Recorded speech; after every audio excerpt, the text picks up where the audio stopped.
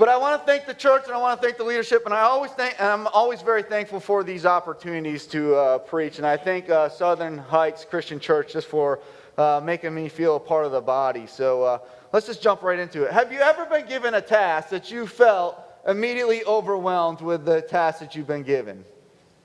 I'm the only person that feels that way. Or how about being asked to do something and you don't know how you're going to do it because you immediately feel overwhelmed? And I ask you this question because this is how I can feel at times. For example, everybody here has been incredibly blessed by having Brother Rick Russo here helping out Southern Heights. And I too have reaped the benefits from that. He's kind of taken up this mentoring slash guiding role, and I just got really, really loud. Are we good? So he's taken up this role and developing me spiritually and my preaching capabilities. The one thing he hasn't been able to do is control my inflection yet. But to my point of ever having to be or ever feeling overwhelmed, Rick has given me this task to preach today's scriptures and on the topic that I'm going to talk about. And what is my immediate response? I immediately felt the need to wiggle out of it.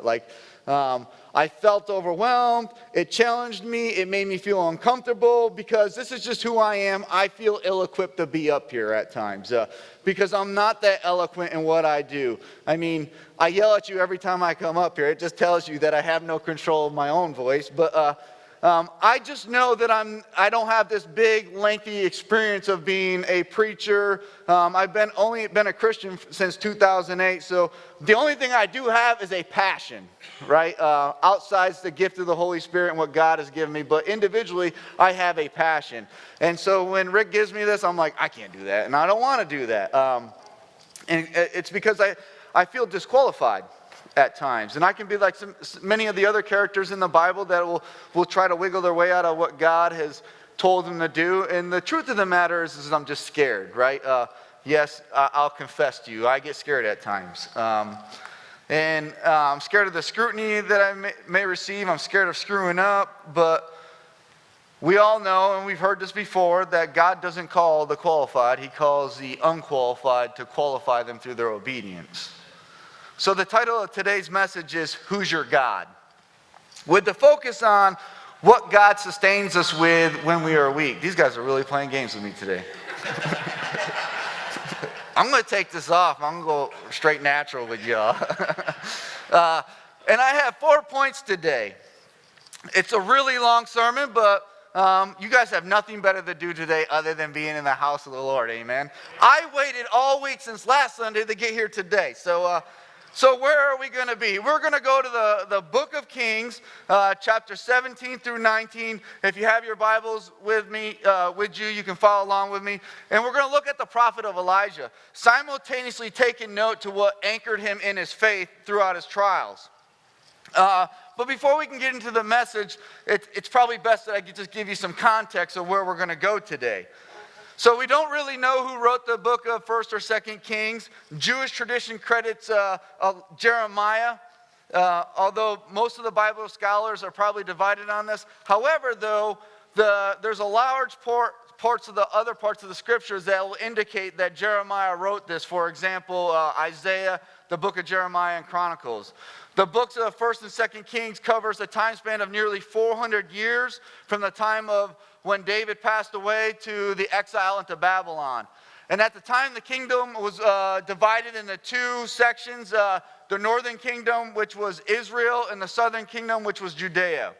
And the purpose of 1st and 2nd Kings was to give a message to follow God's law, to obey his commandments. And but none of the kings or the kingdoms at that time, both in Judea or Israel, choose to obey God's law. In fact, none of the kingdoms or kings in the northern territory followed any bit of God's law. And almost nobody worshiped God anymore, and they all went after this idol worship, this idol called Baal. And the kingdoms at large grossly neglected to worship the real God. And the Baal worship, it didn't happen overnight, though. It slowly replaced the identity of God. Initially, it was just the name Baal was just another name for God, the same deity, just different name. And over time it became clear that that was not the case. But by then it was far too late. The whole kingdoms, both the northern and the south, had gone after this Baal worship. It was a state-endorsed religion, and they practiced it at all levels. All the kings worshipped Baal. And there was also this other god whose name was Asherah. She was a fertility god, and they built statues in her image. And you can imagine what this kind of worship looked like. This went on for about 75 years, and then God finally stepped in through his use of the prophet Elijah and said, that's it, no more, I'm done. So he sends Elijah in to sternly warn the kingdoms or the king of their disobedience. However, nobody acknowledges their sins. So if you turn your Bibles to the 1 Kings chapter 17, and for the sake of time, I will be doing a lot of paraphrasing today of today's message. So if you want to know out the rest of the messages, I would highly encourage you to go read these 2 chapters. They're very, very exciting. I would encourage you to go get it, but I think I'll do just enough to explain the whole story, but I would encourage you to go read it on your own. So in 1 Kings chapter 17, verse 1, Elijah, this prophet, goes to King Ahab and tells him what the Lord has said to him. So Elijah says, as the Lord, the God of Israel lives, whom I serve, there will be neither dew nor rain in the next few years except at my word. Which brings me to my first point today, folks. Listen to his voice. Listen to his voice. So the prophet Elijah goes to this King Ahab, and says, a drought is coming, and it's not going to end until I say otherwise. You have to understand the impacts of what this would mean to the king and the kingdom. It would have been an economical disaster to an agricultural community that depended on rain for its water.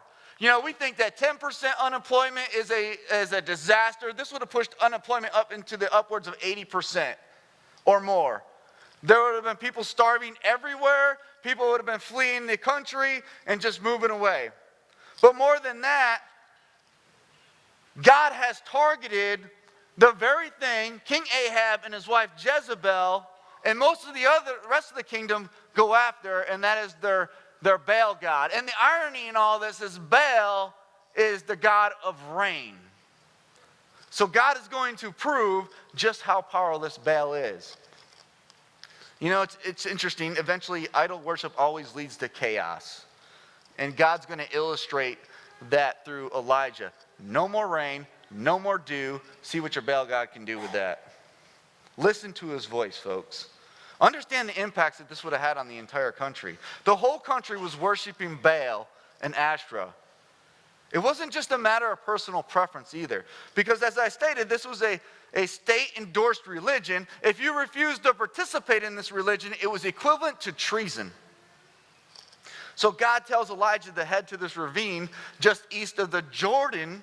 And this was not another prophecy of Michael Jordan, but just to go over the Jordan. And on the other side of the Jordan, he would go to this ravine, and God would provide him water from this brook and food from the ravens, also known as these big birds, right?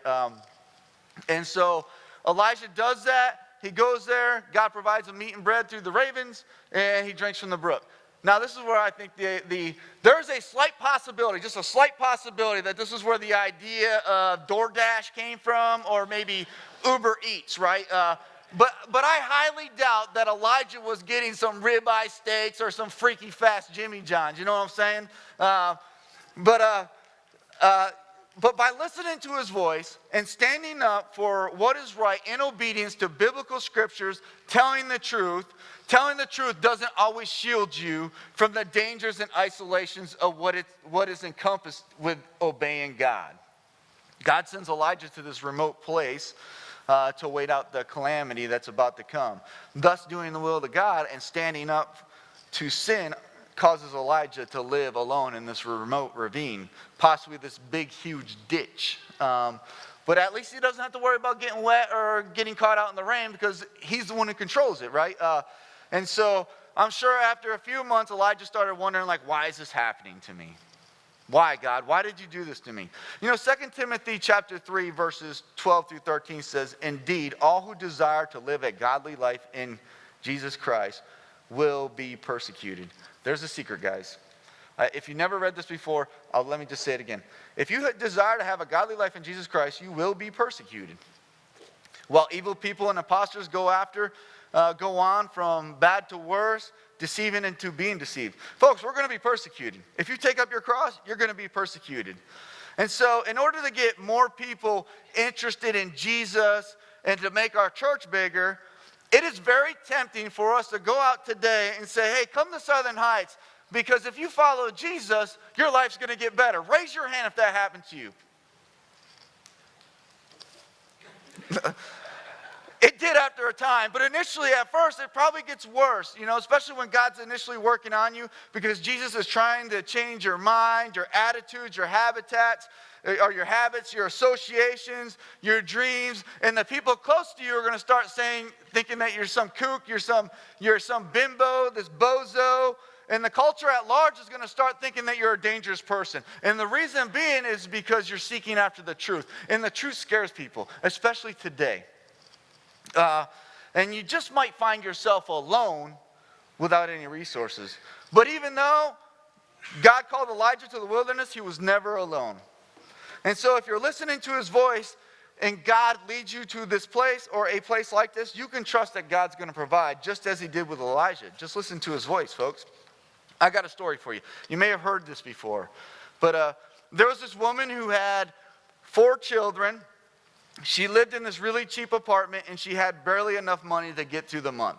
And so every day she would pray out loud that God would provide to her and her children. And when God would provide to her and her children, she would sing and pray aloud.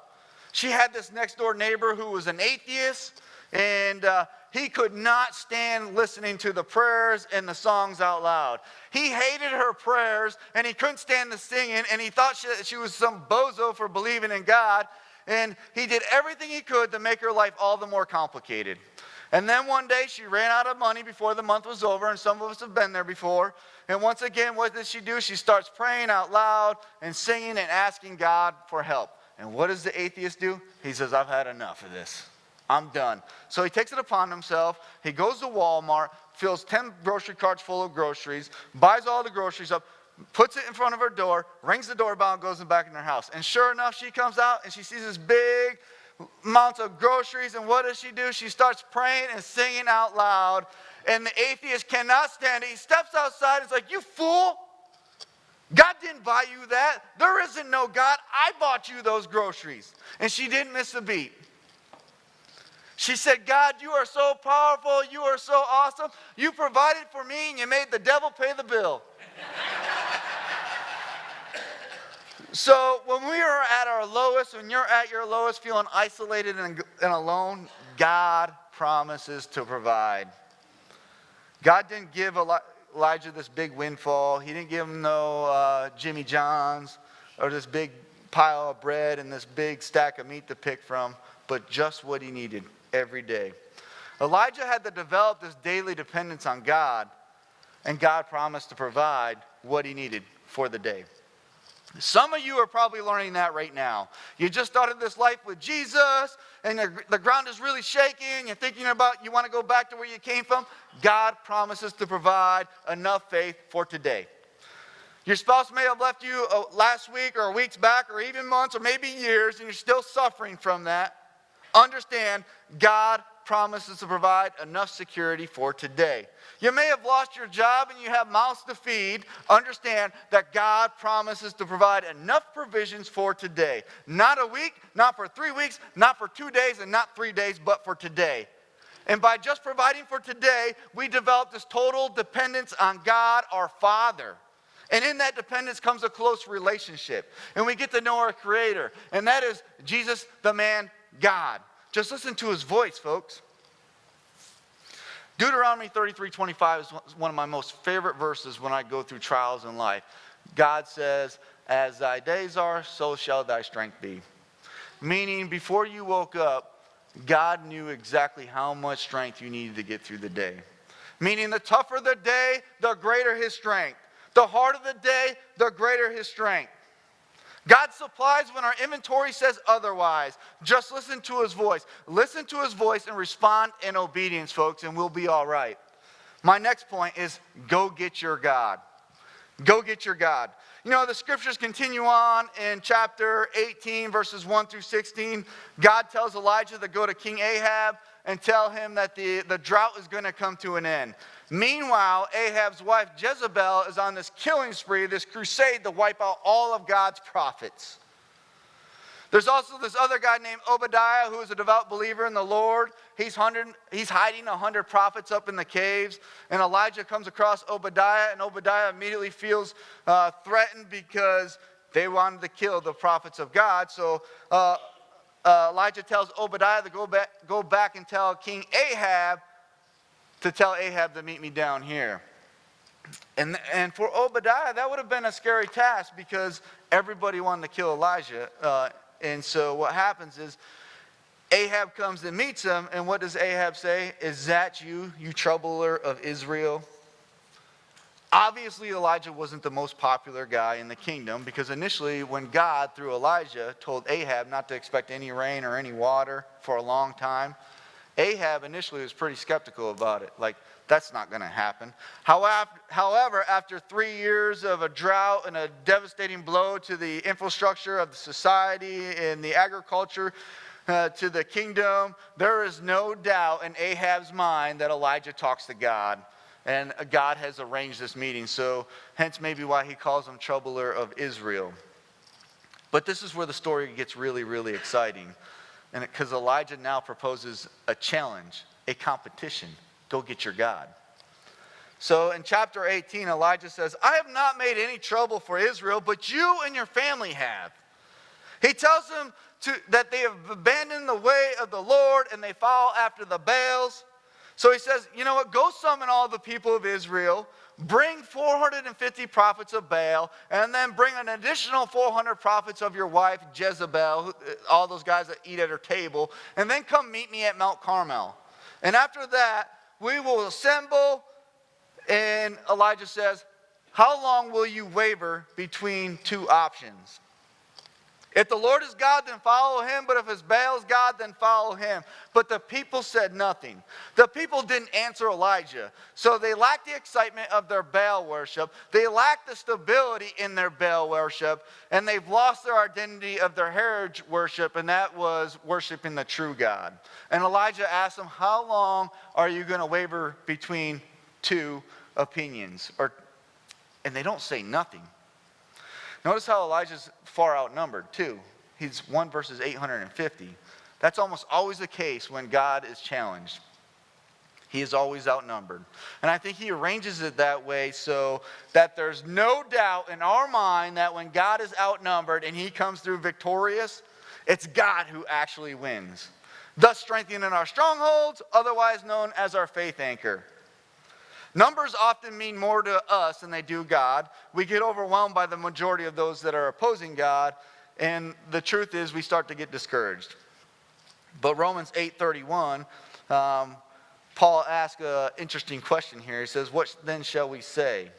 If God is for us, who can be against us? Let me just repeat that, because I think a lot of times we can just breeze over this and fail to realize how much power is in this verse. If God is for us, who can be against us, church? That gives me goosebumps every day I wake up. When I wake up and God's looking at my handsome face, like, good morning, child, I'm like, amen, right? Like, God is for me, who can be against me? And then moving on to 1 Kings chapter 18, Elijah says to him, am I the only prophet of the Lord's left?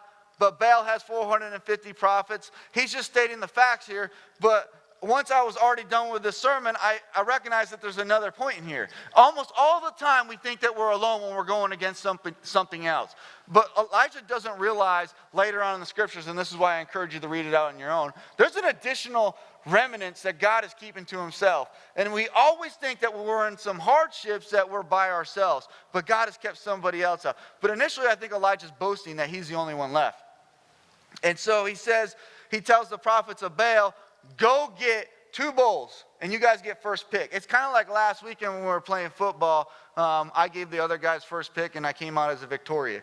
But But you just had to be there. But anyways,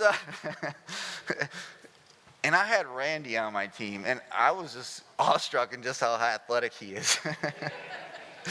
But God gives him, Elijah gives him first pick, and he says, go cut the bulls in 2 pieces, put them on wood, but the rules is you can't set fire to them. And I'll do the same. And then you call on your God, and I'll call on my God, and the God who lights the fire is God.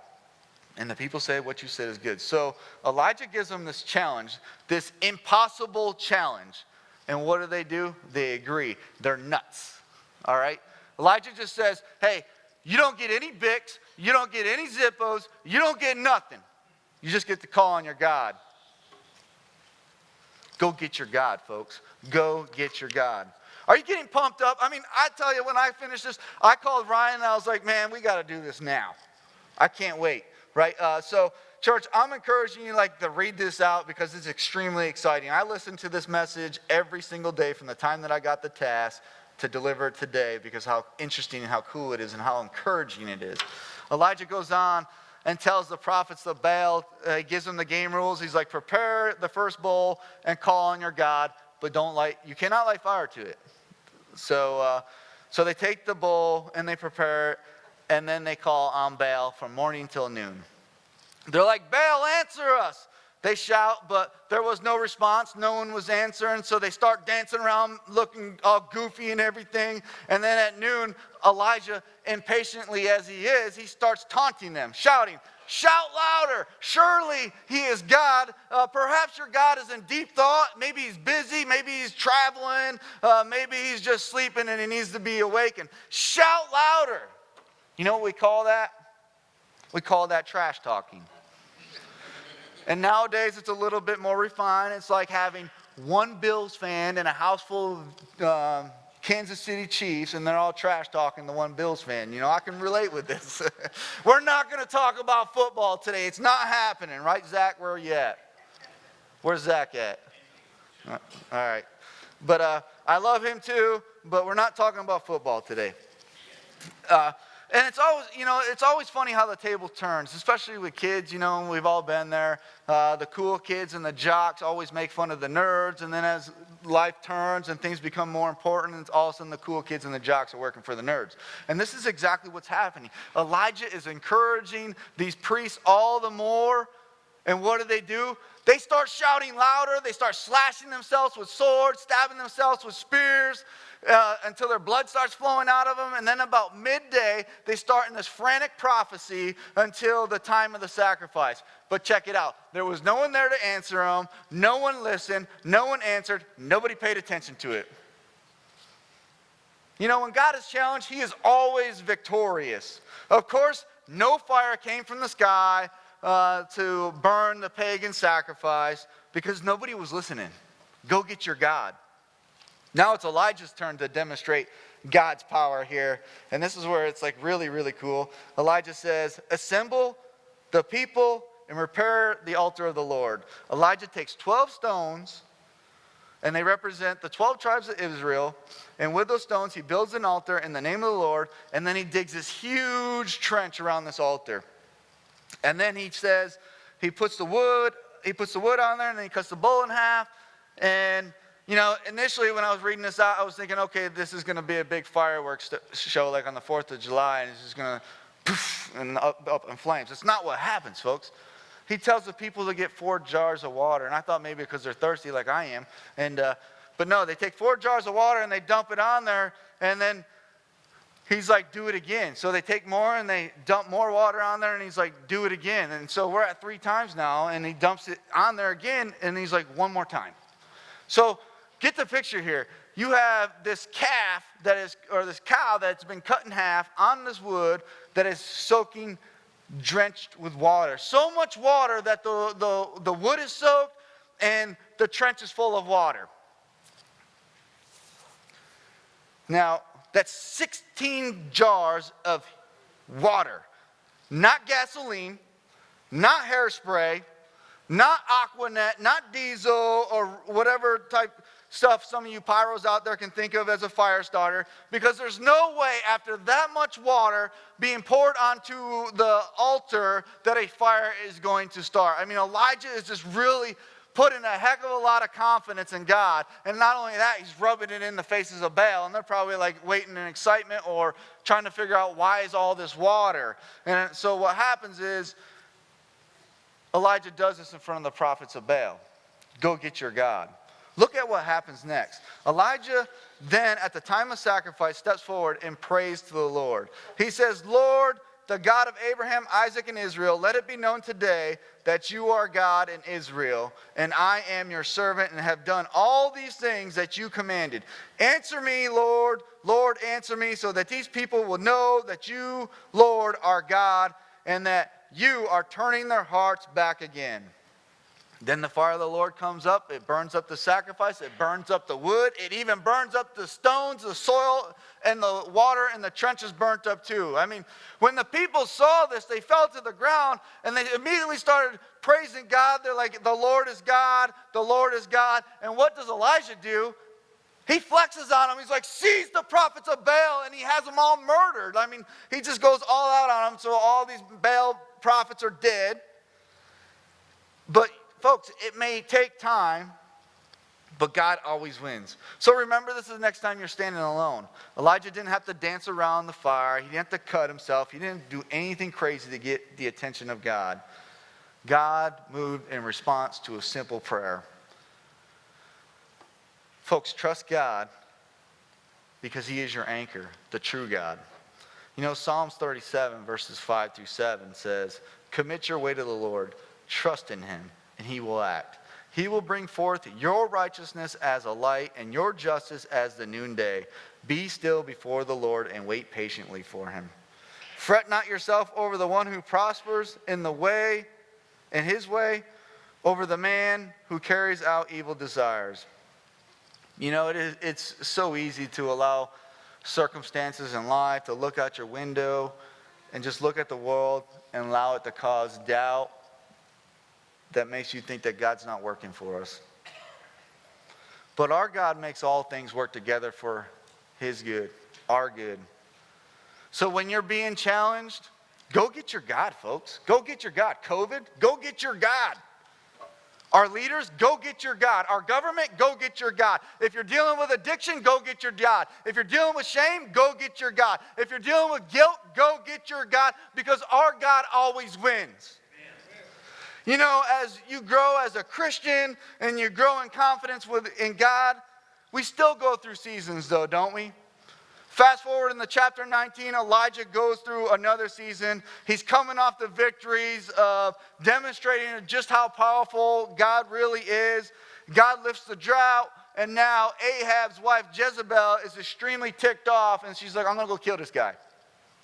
And so she's trying to kill all the prophets of God, and she's trying to kill Elijah. And what does Elijah do? He runs.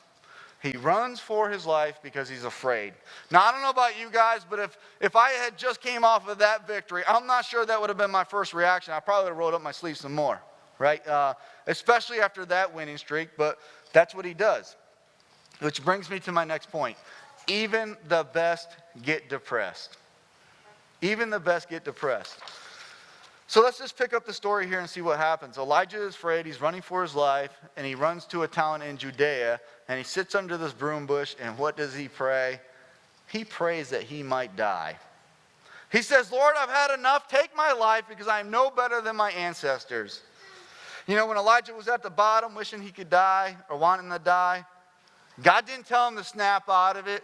God didn't say, hey, try harder, or stop feeling sorry for yourself, or look on the bright side. And for anybody here that's been immersed in some sort of darkness or had some depressive seasons or just some hard times in life, you've never been told that and responded in a way like, oh, thanks, guys. I never thought of it that way. I wish you would have told me to snap out of it earlier. I'm sure glad you came along. It doesn't work that way, and it's not going to work that way. Look at what God does for Elijah, and I think it points to what he intends for us. God is revealing how he walks through the process through discouraging times with Elijah. So Elijah falls in this deep sleep under this bush in this depressive state, and all of a sudden God sends an angel. The angel touched him, telling him to get up and eat and drink. And Elijah wakes up, and there's some food, there's some bread over some hot coals, and there's a jar of water. Elijah eats and drinks, and he goes back to bed. And then the angel comes back and wakes him up again and says, eat, drink, because you're about to go on a long journey, about 40 days to the mountain of God, or Mount Sinai, or Mount Horeb. And so God sends this angel to serve Elijah's physical needs, essentially giving him rest and some rejuvenation. But this is the deal, folks. Elijah has been on the run for 3.5 years at this point. And stressful as enough as it is, he's also got this contract out for his life. He's constantly looking over his shoulder. He was probably sleeping lightly, but God made sure to restore him to a physical degree. You know, sometimes the most spiritual thing that we can do in life is just rest. Just take a break. You know, when God established Israel and the people came up out of Egypt, God gave them one of the 10 rules, to take a day off. God loves us so much that he commanded us to take a day off. I wish I could have 7, but he gave us 1. All right? But, folks, when we're in a depressed state, it is wise to assess our physical and mental conditions. Is there some physical source in our life? Are we tired? Is our diet off? Is there a lengthy season of stress and or intensity? Is there any unresolved anger in my life, tension, underlying illnesses, or other issues? You know, I was hesitant to share this with you, but I think it speaks to my testimony. When I returned from my last deployment in Iraq, like Elijah, I too wanted to die. I could not reintegrate. It just was not a good place for me. I was so reckless. I was arrested twice. I ended up in a hospital from withdrawal. I was probably the world's worst dad and father, and I'm just breezing through this process here. And when I tried to stop, I couldn't. And I remember going in this deep depression, just thinking that if I could just drink my way to death, then it would be over with for me. And I had to stop. I did stop. But when I did stop, I laid in bed every free second I could because I was depressed. I just couldn't move. And in that time that I was laying in bed, I ruined our mattress. There was this big slump part, this big hole in the bed from just my body print of just being depressed. And I felt really tired. I was unmotivated. I was distracted. I was guilty. I was embarrassed, and I was ashamed, and I just couldn't move. I was depressed. But like Elijah, God provided in my weakness. And I'll tell you a little bit more about that. The straw that broke the horse's back, and I'm not going to go into too many details, but the straw that broke the horse's back, I had came back home to Louisville, Kentucky. My wife picked me up at the airport, and I said, get ready to pack your bags. I had thought at that point I was going to get court-martialed. And I didn't deserve my wife. I didn't deserve anything. I knew it was game over for me. And I just, honestly, I just wanted to give up. And I remember came into town that Saturday. I remember waking up that Sunday morning, and we had this little church, South Jeff Christian Church behind our house. And I remember getting the girls ready because I just thought it was going to be the last day I was going to see them. So she's like, what are you doing? I was like, I'm going to church. You can either come with me or not. It doesn't matter. Something's got to change.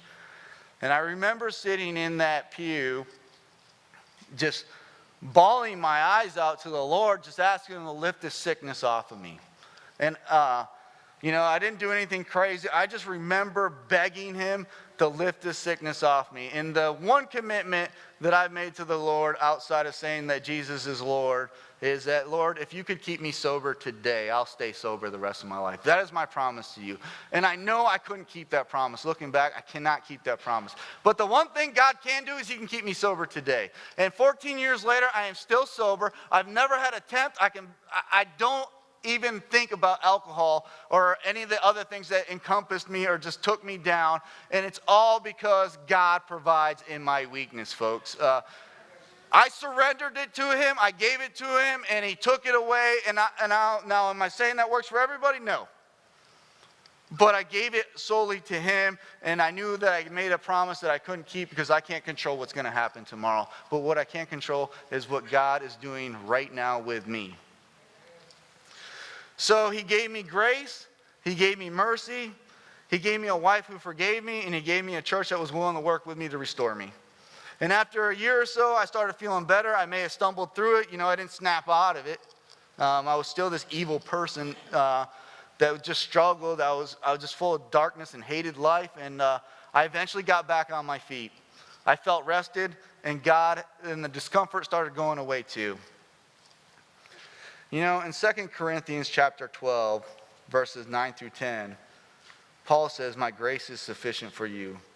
For my power is made perfect in weakness. Therefore I will boast all the more gladly in my weakness, so that the power of Christ may rest upon me. For the sake of Christ, then I am content in my weakness, insults, hardships, persecutions, and calamities. For when I am weak, then I am strong." Folks, when you find yourself in a depressive state, you're not abandoned. Although it can feel that way, you're not. You are in complete dependence of God. And because of that, you're not weak. You have the power of the universe standing right beside you. You just have to acknowledge it. God's grace is sufficient for everything and anything, emotionally, physically, and mentally. So when you're depressed, feeling alone at the end of your rope, and all your hope is gone, what do? We instinctively turn to God, our anchor. Perhaps Elijah wanted God to reveal himself in the past like he did with Moses.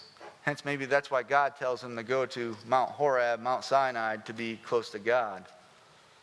And so the story goes on in verses 9 through 14 of chapter 19. God asks Elijah when he gets on the mountain, he's like, "What are you doing here, Elijah?" And Elijah says, "I am zealous for the Lord. No one honors God anymore." This is where he thinks he's alone again. No one honors God anymore. Now Jezebel's out to kill me. And God tells him to go outside and get in the presence of the Lord. And when Elijah does, all of a sudden, God sends this huge wind upon him and rips the mountains apart. I mean, just think of how hard this wind had to have been, but God's not in the wind. And then he sends this earthquake upon him, and his feet's probably shaking out from underneath him, but God's not in the earthquake either. And then all of a sudden, he sends this fire upon him, and God's not in the fire. And at the end of these three things, all of a sudden, a subtle voice comes into Elijah's ear and says, "What are you doing here?"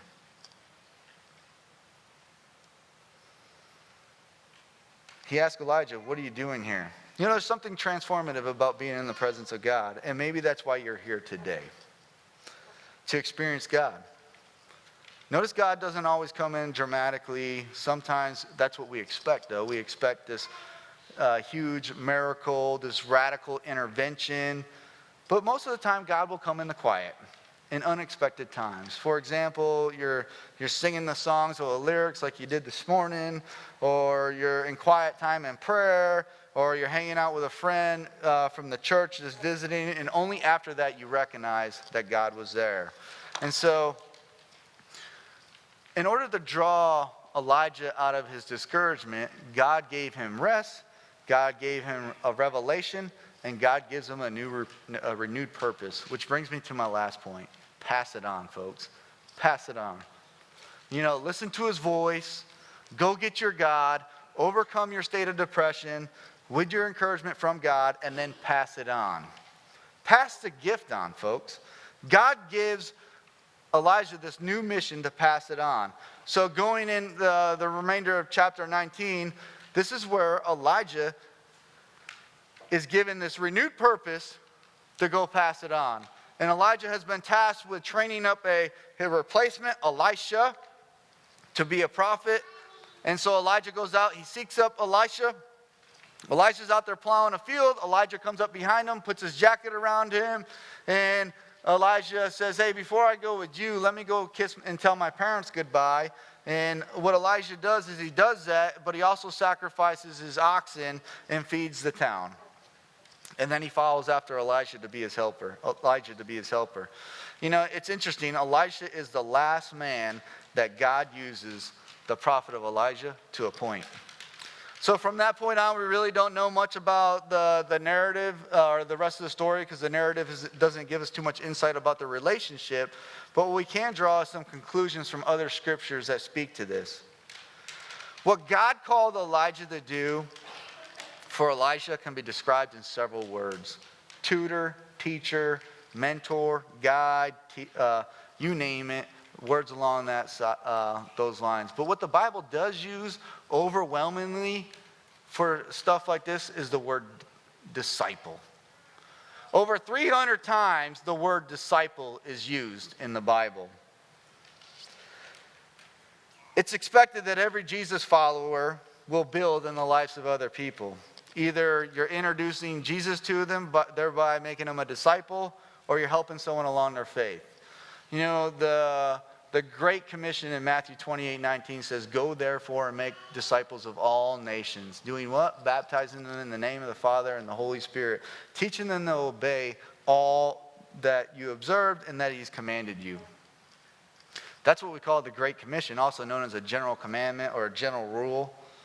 And that is for everybody who claims that Jesus is Lord and that you are a disciple of Christ. Make disciples by passing it on. Who are you passing it on to?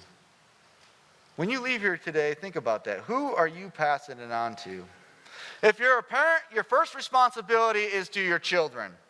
In the first days when the nation came up out of Egypt, God gave them this commandment. In Deuteronomy 6, verses 6 through 7, God says, "And these words that I command you today, they shall be on your heart. You shall teach them diligently to your children, and shall talk to them when they sit in your house, and when you walk by the way, and when you lie down, and when you rise."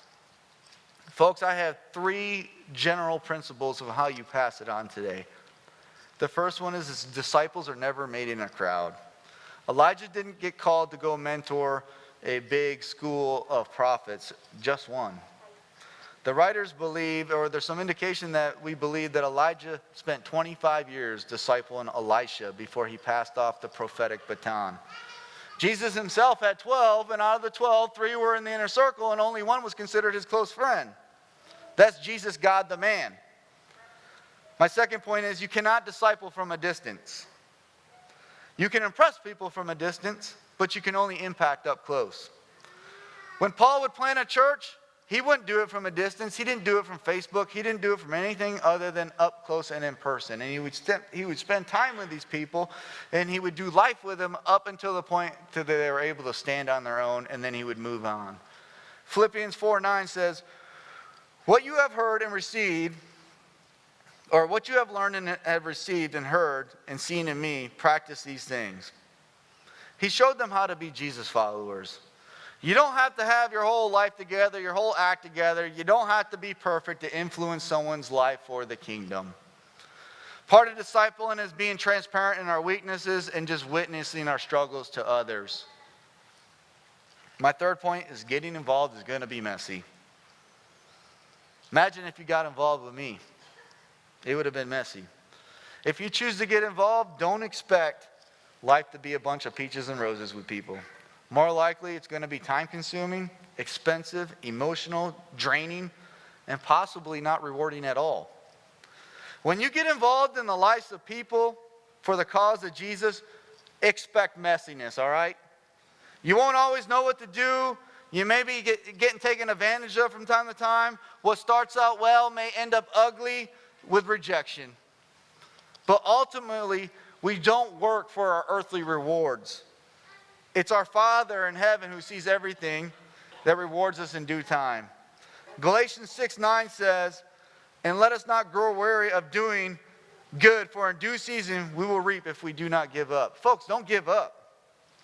So as I close this out, our successes will actually be measured when we volunteer, when we engage in conversation with people, when we engage with that single mom who's had 4 unruly children in high school and she's just at wit's end wanting to pull her hair out. That's when our successes are going to be measured. Our successes are going to be measured when you have that war-torn veteran in the back of the church just drunk out of his mind, smelling like booze from the night before, and you get involved in that. Our successes are going to be measured when you have that 50-year-old man whose wife just died and he doesn't know what to do with his life without her. Our successes are going to be measured when we get involved in our students and our children and we invest with people that have bad parents. That's where our successes are going to be measured, folks. It's close up, it's messy, I get it. You're going to get heartbroken, but it's worth it. It's worth being obedient to the calling of Jesus. That's what Jesus did for us. He didn't just stay in heaven, although he could have. He could have just watched us explode on each other. But he came down here to live amongst you, to get involved, to get messy, and get hurt. Therefore, no one can say he doesn't love us. And that's why, and that's what he wants more than anything. He wants you to know him, and he wants to know you, folks. He wants to know you so much that instead of staying in heaven, he came down here to hang out with you. Jesus, God, the man, left heaven, and he's reaching out to you right now. He's already done all the work. You know, some of the things I always say, you're already here. God convicted you today to be here in the house of the Lord. So if you don't know Jesus Christ, it's all right. We want to help you with that, but you are not here on accident. You are here on purpose, intentional, and uncourse to worship who? God. So the next time you're in a spiritual bind due to earthly circumstances, listen to his voice, folks. Listen to him, what he's telling you. God's going to provide in your weakness.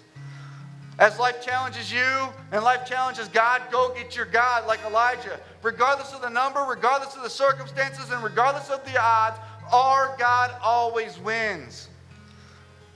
So when times are tough and you're thinking that the world is caving in and life is just over with and no one understands, even in your darkest, most depressed points, God will sustain you, you child of God. Once you're completely established in the Lord and you're anchored, pass it on. Do your job and pass it on. To God be the glory, with every head bowed and every eye closed.